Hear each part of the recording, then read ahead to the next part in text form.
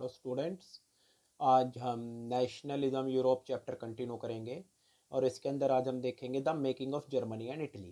भाई जर्मनी और इटली वो नेशन स्टेट्स कैसे बने। फर्स्ट है Germany. Can the army be architect of a nation? क्या कभी आर्मी भी किसी नेशन की निर्माता हो सकती है? After 1848 nationalism in Europe moved away from its association with democracy and revolution. जो 1848 के अंदर नेशनलिज्म था यूरोप के अंदर, वो डेमोक्रेसी और रिवोल्यूशन से थोड़ा अलग हो गया। Nationalist sentiment were often mobilise by conservative. जो नेशनली सेंटिमेंट थे, राष्ट्रवादी भावनाएं थी, उनको कंजर्वेटिव ने बढ़ावा दिया जो रूढ़िवादी थे।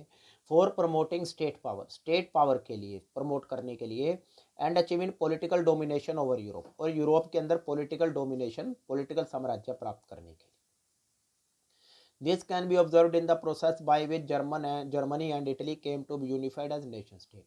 ऐसा इन प्रोसेस से ऑब्जर्व किया जा सकता है जिन प्रोसेस के थ्रू जर्मनी और इटली एक नेशन स्टेट बने और यूनिफाई हुए, उनका एकीकरण हुआ। एज यू हैव सीन, जैसा आपने देखा है, nationalist feeling were wide spread among middle class German. जो मिडिल क्लास जर्मन कम्युनिटी थी, उनके अंदर नेशनलिस्ट फीलिंग जो थी वो बड़ी तेजी से फैल रही थी। who in 1848 tried to unite the different region of German Confederation into a nation state। जिन्होंने 1848 के अंदर ट्राई किया कि जो जर्मन कन्फेडरेशन थे ना, जिनमें 39 स्टेट्स थे, उन सबको यूनाइट किया जाए। And government by an elected parliament, और इलेक्टेड पार्लियामेंट के द्वारा उनको गवर्न किया जाए, इलेक्टेड पार्लियामेंट उनको चलाए। This liberal initiative to nation building was however repressed by the combined forces. इस लिबरल इनिशिएटिव, जो पहल कदम उठाया गया था नेशन बिल्डिंग का, इसको दबा दिया गया बाय किन की फोर्सेस के द्वारा, combined forces, monarchy and the military. Military और मोनार्की ने इसको दबा दिया। Supported by large land owners, जो जंकर, जिनको जंकर भी कहा जाता था, उन्होंने भी इसका सपोर्ट किया, मिलिट्री का एंड मोनार्की का सपोर्ट किया इस विद्रोह को दबाने में। ऑफ प्रूशिया, जो प्रूशिया के ही लोग थे, प्रूशिया की मिलिट्री के द्वारा एंड प्रूशिया मोनार्की के द्वारा इसको दबा दिया गया। फ्रॉम देन ऑन, तब से Prussia took on the leadership of the movement for national unification. Prussia ने तब नेतृत्व किया, नेशनल यूनिफिकेशन का नेतृत्व करने का फैसला लिया। इट्स चीफ मिनिस्टर, जो प्रूशिया का चीफ मिनिस्टर है, auto von Bismarck, was the architect of this process. वो इस प्रोसेस के आर्किटेक्ट थे। Carried out with the help of the Prussian army, उन्होंने प्रूशियन आर्मी के सहायता से इसको मतलब आगे बढ़ाया। एंड ब्यूरोक्रेसी, और प्रूशिया के जो नौकरशाह थे, ऑफिसर थे, उनकी सहायता से इस प्रोसेस को आगे बढ़ाया। 3 वॉर्स ओवर 7 ईयर्स, 7 साल में 3 लड़ाइयाँ लड़ी गई, ऑस्ट्रिया के साथ, डेनमार्क के साथ और फ्रांस के साथ। एंड इन प्रूशियन विक्ट्री, और इन लड़ाइयों में प्रूशिया की जीत हुई। And completed the process of unification, और यूनिफिकेशन का प्रोसेस कंप्लीट हुआ। जनवरी 1871 में प्रूशियन किंग जो था विलियम वन, वो प्रोक्लेम्ड जर्मन एम्परर, उसको जर्मनी का राजा बना दिया गया in a ceremony held in Versailles.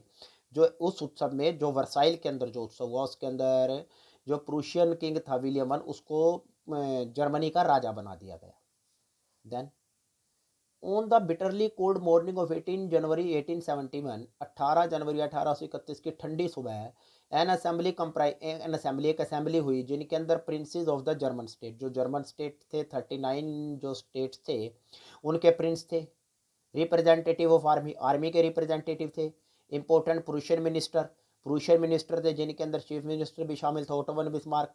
Gathered in the unheated hall of mirror, वो हॉल ऑफ मिरर में इकट्ठा हुए पैलेस ऑफ वर्साइल, वर्साइल के पैलेस में, to proclaim the new German empire, एक नई जर्मन एम्पायर की घोषणा करने के लिए।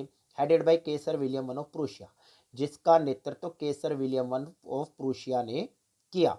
भाई जो जर्मन एम्पायर जो बना, उसका जो हेड थे केसर विलियम वन थे। जर्मनी का एकीकरण तो हो गया, जर्मनी जो 39 स्टेट थे वो सब एक तो हो गए, बट यूनिफिकेशन हुआ, लेकिन प्रूशिया के अंडर हुआ, वहाँ पे अभी डेमोक्रेसी नहीं आई है।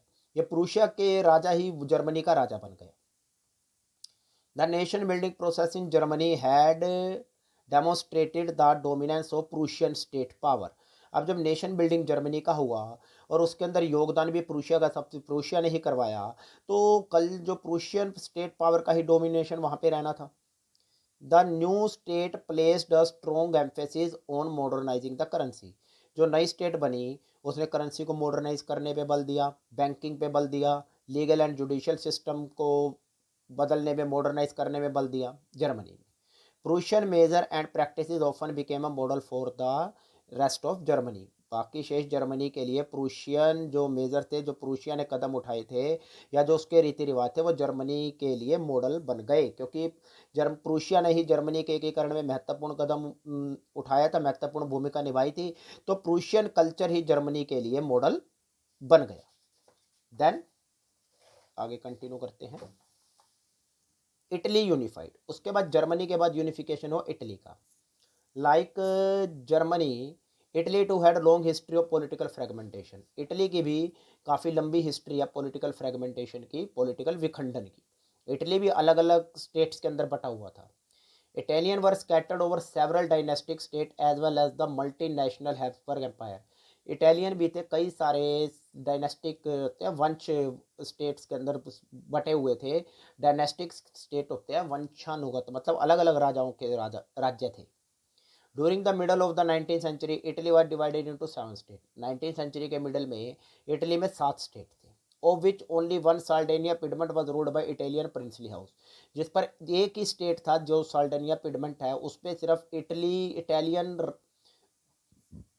घराने का रूल था, बाकी सभी पे अलग अलग देश के प्रिंस का रूल था। The north was under Austrian Habsburg, जो नॉर्थ था वो ऑस्ट्रियन हैब्सबर्ग के अंडर था। Centre was ruled by Pope, centre Pope के अंडर था। And southern region were under the domination of the Bourbon kings of Spain, और जो southern region था इटली का, वहाँ पर बर्बन डायनेस्टी का रूल था। Even the Italian language had not acquired one common form, और जबकि 7 स्टेट थे लेकिन इटालियन लैंग्वेज कॉमन फॉर्म नहीं थी। And still had many regional and local variation, और उसमें भी कई सारे लोकल वेरिएशन थे, लोकल विभिन्नताएं थी। ड्यूरिंग 1830 जिस पे Mazzini had sought up to put together coherent program for a unitary Italian republic, जिस पे मैजिनी ने एक प्रोग्राम बनाया इटली को एक करने का। He had also formed a secret society called young Italy, उसने एक सीक्रेट सोसाइटी बनाई यंग इटली की, for the dissemination of this goals, अपने गोल को, अपने लक्ष्य को पूरा करने के लिए। The failure of revolutionary uprising both in 1831 1848 mean, जो क्रांतिकारियों ने विरोध किए 1831 में और 1848 में फेल हो गए, इसका मतलब था that the mantle now fell on Sardinia Piedmont under its ruler king Victor Emmanuel to unify the Italian states through war. कि अब ये जो बोझ है ये भी साल्डेनिया पिडमेंट के ऊपर आ गया था। जो साल्डेनिया पिडमेंट हमने ऊपर देखा भी 6-7 स्टेट थे, उनमें से एक स्टेट साल्डेनिया पिडमेंट के अंडर था जो इटालियन रूलर था। उसके ऊपर बोझ आ गया कि उसे, जो उसका किंग था विक्टर एमेनुअल, कि वो इटालियन स्टेट्स को यूनिफाई करे लड़ाई करके। भाई बाकी जो 6 स्टेट्स था उनके साथ लड़े और इटली को यूनिफाई करे। King Victor Emmanuel second to unify the Italian state through war in the eyes of ruling elites of this region. जो इस रूलिंग एलिट्स थे, जो रूल कर रहे थे उस एरिया में, unified Italy offered them the possibility of economic development and political dominance. उनको इटली के यूनिफिकेशन होने से उनको ये संभव लगा कि इससे उनका इकोनॉमिक डेवलपमेंट भी होगा, उनका पॉलिटिकल डोमिनेंस भी होगा, वो पॉलिटिकल भी मजबूत होंगे और इकोनॉमिकली भी मजबूत होंगे। Chief minister Cavour who led the movement to unify the region, जो चीफ मिनिस्टर था कैवोर, जिसने ये आंदोलन नेतृत्व किया इन रीजन को यूनिफाई करने का, इटली को, was neither a revolutionary NOR a Democrat, वो ना तो कोई क्रांतिकारी था ना ही कोई डेमोक्रेट था।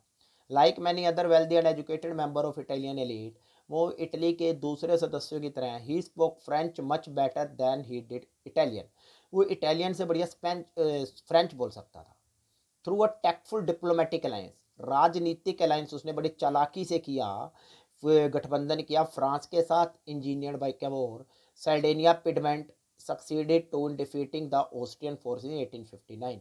फ्रांस की सहायता, जो साल्डेनिया पिडमेंट था उसने पहले तो ऑस्ट्रियन फोर्सेस को हराया 1859 में।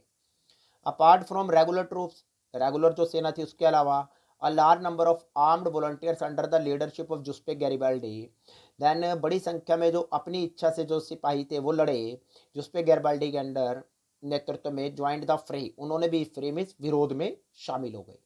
इन 1860 they march into South Italy, 1860 में साउथ इटली में गए, and the kingdom of two Sicilies, और किंगडम ऑफ टू सिसिलीज में गए and succeeded in winning the support of local peasant, और वहाँ उन्होंने जो लोकल पेजेंट थे, किसान थे, उनका जो है सपोर्ट जीता in order to drive out the Spanish ruler जो बर्बन डायनेस्टी थी स्पेन की, उनको बाहर निकालने के लिए।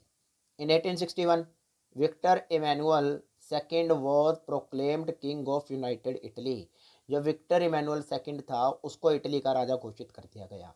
However, one much of the Italian population among whom rates of illiteracy was very high, जो इटालियन पॉपुलेशन थी जिसके अंदर अनपढ़ता इलिटरेसी रेट बहुत ज़्यादा था, remained blissfully unaware of liberal nationalist ideology, उनको पता ही नहीं था भी लिबरल नेशनलिस्ट आइडियोलॉजी विचारधारा कौन सी होती है। The peasant masses who had supported Garibaldi, जो पेजेंट मासिस थे जिन्होंने गैरिबाल्डी का सपोर्ट करा था सदर्न इटली के अंदर, had never heard of Italia, उन्होंने इटालिया के बारे में कभी सोचा ही नहीं था, और उनको लगता है जो ला टेलिया है वो विक्टर इमैनुअल की वाइफ है। तो इस प्रकार इटली का यूनिफिकेशन हुआ और जर्मनी का यूनिफिकेशन हुआ। बाकी नेक्स्ट वीडियो में हम देखेंगे ब्रिटेन का यूनिफिकेशन किस प्रकार से हुआ। Thank you.